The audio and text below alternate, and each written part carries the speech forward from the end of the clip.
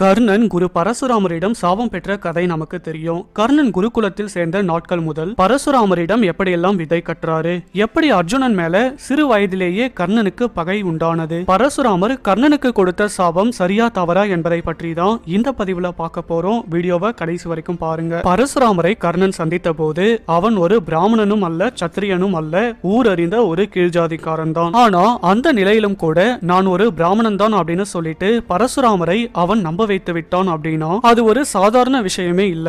அவரை நம்ப வைக்க ஏகப்பட்ட பொய் கதைகளை கர்ணன் சொல்லியிருக்க வேண்டும். பல தில்லுமுள்ளுகளையும் கூட கர்ணன் பண்ணியிருக்க வேண்டும். இல்லை என்றால் நிச்சயமாக பரசுராமர் கர்ணனை நம்பியிருக்க மாட்டாரு. ஆனாலும் கூட கர்ணன் என்னென்ன தில்லுமுள்ளுகளை எல்லாம் பண்ணினான் அப்படின்னு மகாபாரதத்துல எந்த விவரமும் சொல்லப்படல. அதே போல பரசுராமரும் கூட கர்ணனை தன்னுடைய சீடனாக ஏற்றுக்கொள்ள என்னென்ன நடைமுறைகளை கையாண்டார் என்றும் மகாபாரதத்துல சொல்லப்படல. ஆனா கர்ணன் பொய் சொன்னான் அப்படின்ற தகவல் மட்டுமே மிக தெளிவாக மகாபாரதத்துல சொல்லப்பட்டிருக்கு. கர்ணனை போன்ற ஒரு கண்ணியமான மனிதன் இப்படியெல்லாம் ஒரு பொய்யை சொல்லி இருக்கிறானே, அது சரியா? கர்ணனை பற்றி அறிந்த மக்களுக்கு மத்தியில கர்ணனை பற்றி இருக்கும் ஒரு நல்ல பெயரை அது கெடுத்து விடாதா? இப்படியும் கூட நம்மளோட மனசுல ஒரு கேள்வி எழலாம். அதற்கு பதில் இதுதான். கர்ணன் பொய் சொன்னது தப்புதான். அதே சமயம் அவன் அப்போது இருந்த அந்த பரிதாப நிலையை பற்றியும் நாம் கொஞ்சம் யோசித்து பார்க்க வேண்டும். கர்ணனோட வாழ்க்கையில ஜாதி கொடுமைகள் தினசரியும் அவனை போட்டு மிதித்து கொண்டே இருந்தது. கர்ணனை குப்புற தள்ளி எழுந்திருக்கவே விடாமலும் போட்டு அமுக்கியது. அந்த வேதனை தான் அவனை நிர்பந்தித்தது.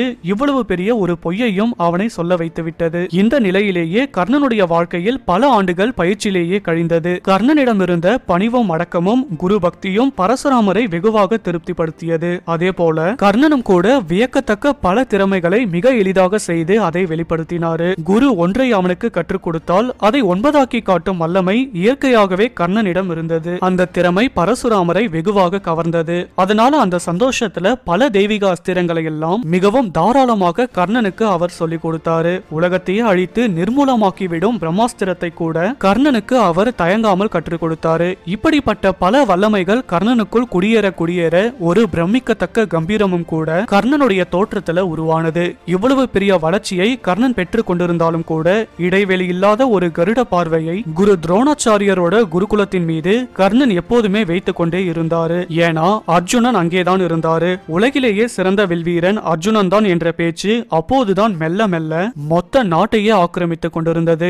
துரோணர் தான் முன்னின்று அப்படி ஒரு பிரச்சாரத்தை செய்து கொண்டிருந்தாரு. அதனால தான் வீழ்த்த வேண்டிய ஒரே இலக்கு அர்ஜுனன் தான் என்ற முடிவை எடுத்தாரு கர்ணன். இந்த சூழ்நிலையில ஒரு நாள் மிகவும் சோகமயமான ஒரு செய்தியை கேள்விப்பட்டாரு கர்ணன். அது என்னன்னா, ஏகலைவன் என்றொரு வேடன் இருந்தான். அவன் துரோணரையே குருவாக தன் மனதில் நினைத்தான். தானே பயிற்சி செய்து வில் வித்தையையும் கற்றுக்கொண்டான். இப்போது அவன் ஒரு வில்லாளி, அர்ஜுனனையும் கூட மிஞ்சக்கூடிய ஒரு வில்லாளி. இதை கேள்விப்பட்டாரு துரோணரு. உடனே அவனை அழைத்தாரு.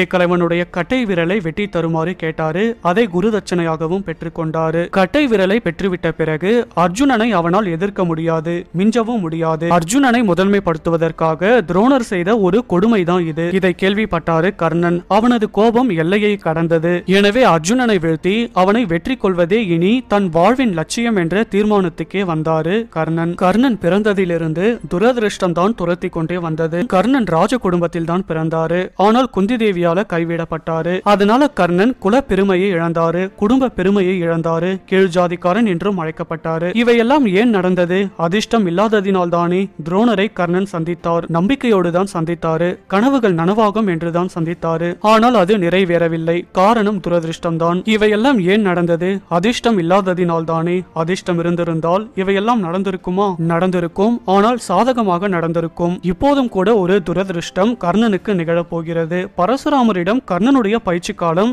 ஏறக்குறைய முடியும் தருணத்தை நெருங்கிவிட்டது. அந்த சமயத்துல ஒரு நாள் மதிய நேரம் உணவுக்கு பிறகு சற்று நேரம் தலை சாய்க்க விரும்பினாரு பரசுராமர். அதனால படுத்து உறங்கினாரு. கர்ணனுடைய மடியில தலை வைத்து படுத்தாரு. தூங்கியும் விட்டாரு. அந்த நேரத்துல ஒரு வண்டு பறந்து கொண்டே கர்ணனை நோக்கி வந்தது. அவன் தலையை சுற்றியது. கர்ணனை தொந்தரவு படுத்தியது. நிமிட நேரத்துல அதை அடித்து அவனால் கொன்று இருக்க முடியும். ஆனால் கர்ணன் அதை செய்யல. ஏன்னா கர்ணன் அசைந்தால் அவன் உடல் அசையும், குருவின் தூக்கம் கலையும், உறக்கம் கெட்டுவிடும். கர்ணனுடைய இந்த தயக்கம் வண்டுக்கு சாதகமானது. அதனால தைரியமாக அது தரை இறங்கியது. கர்ணனுடைய தொடை அருகே சென்றது. பிறகு தொடைக்குள்ளும் இறங்கியது. கர்ணனுக்கு இப்போது வலி தாங்க முடியல. ஆனாலும் கர்ணன் அசையல. ரத்தம் முதலில் லேசாக கசிந்தது. பிறகு வேகமாக கசிந்தது. பிறகு வழிந்தோடியது. இப்போது தரையில் ஓடியது. ஒரு பக்கமாய் புகுந்த வண்டு மறுபக்கமாய் வேகமாய் வெளியேறி சென்றதென்றால் சாதாரண ஒரு காரியமா அது? இருந்தாலும் கூட அப்போதும் கர்ணன் அசையல.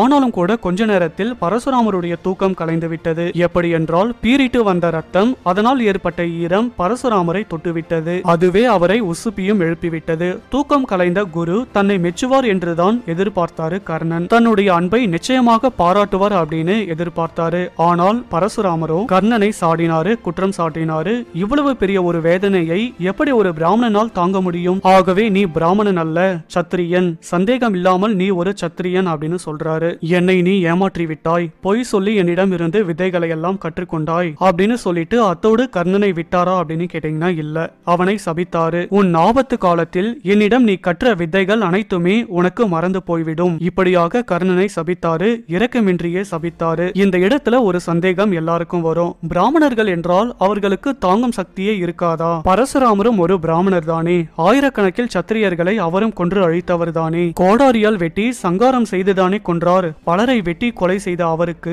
உடம்பில் காயங்களே ஏற்பட்டிருக்காதா? கட்டாயம் ஏற்பட்டிருக்கும். அப்படியானால் இவருக்கு மட்டும் தாங்கும் சக்தி எப்படி வந்தது? துரோணரும் பிராமணர் தான், கிருபாச்சாரியாரும் அஸ்வத்தாமனும் கூட பிராமணர்கள் தான். அவர்களும் பல காயங்களை கண்டவர்கள் தானே, பல காயங்களை ஏற்றவர்கள் தானே. இதையெல்லாம் அறியாதவரா பரசுராமர்? அப்படியானால் எப்படி கர்ணன் விஷயத்துல இப்படி ஒரு தவறான ஒரு முடிவை எடுத்தாரு? கர்ணனுடைய பிறப்போடு சேர்ந்து பிறந்த அவனது அதிர்ஷ்ட குறைவுதான் அவனை இப்படியெல்லாம் போட்டு அவஸ்தைப்படுத்தியது. இதுதான் கர்ணன் பரசுராமரிடம் வித்தை கற்கும் போது நடந்த நிகழ்வுகளும் பரசுராமர் சாபம் கொடுத்தது சரியா தவறா என்பதற்கான விளக்கமும். இந்த வீடியோ உங்களுக்கு பயனுள்ளதா இருந்தா மற்ற நண்பர்களுக்கும் ஷேர் பண்ணுங்க. இது போல பல சுவாரஸ்யமான கதைகளை கேட்க நம்ம சேனலை சப்ஸ்கிரைப் பண்ணிக்கோங்க. அடுத்த பதிவுல சந்திப்போம். நன்றி.